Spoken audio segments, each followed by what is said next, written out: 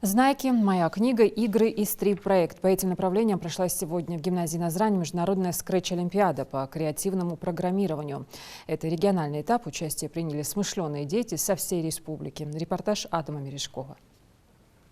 На выполнение заданий ребятам выделили 2 часа. Скретч-программирование требует пристального внимания к деталям, усидчивости и терпения. Всего на отборочный этап было подано более 100 заявок. Прошли лишь 45. Участвуют в Олимпиаде дети из разных школ со всей республики. У меня номинация игры, пишу игру головоломку. Из чего состоит вот это написание головоломки? Ну, для начала это управление персонажем, потом создание, так сказать, антагонистов и вот это. Ну, И лабиринты, да? Условия, чтобы пройти дальше. А лабиринты тоже вы создавали вот эти? Ну, я просто нарисовал тут быстренько. И сделал так, чтобы, когда касались черного цвета, не останавливались, не двигались дальше. Пока одни трудятся над созданием головоломки, другие рисуют фигуры и небольшую анимацию. Это главная особенность скретча – свобода фантазии. Создать своего красочного персонажа и даже одеть его по своему вкусу, написание игр и викторин – все это требует от участников регионального этапа Олимпиады не только интеллектуальных способностей, но и воображения. Кстати, стереотип о том, что программирование только для мальчиков, давно развеян. Сальма Барахоева создает анимированную интеллектуальную игру. Невероятно, но скретч-программу учащаяся Магасской гимназии освоила всего за 1 месяц. Я хочу сделать викторину про древнюю историю, где они попали в машину времени и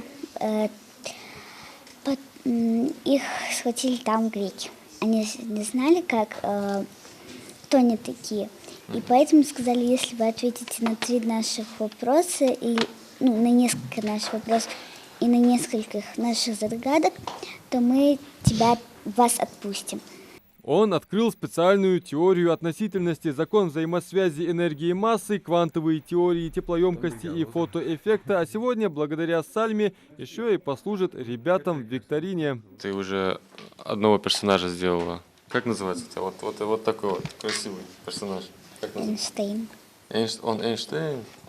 Олимпиада по скретч-программированию проходит в 4 номинациях: «Знайки», «Моя книга», «Игры» и «Стрим-проект». Зайнаб Янарсанова из Плиева с помощью кода вырисовывает мультипликационных героев по сказке «Маша и медведи». Надолго отвлекать ее мы не стали. Ребята должны уложиться с заданием в отведенный срок. Ищу скрипты, чтобы Маша вышла из дома.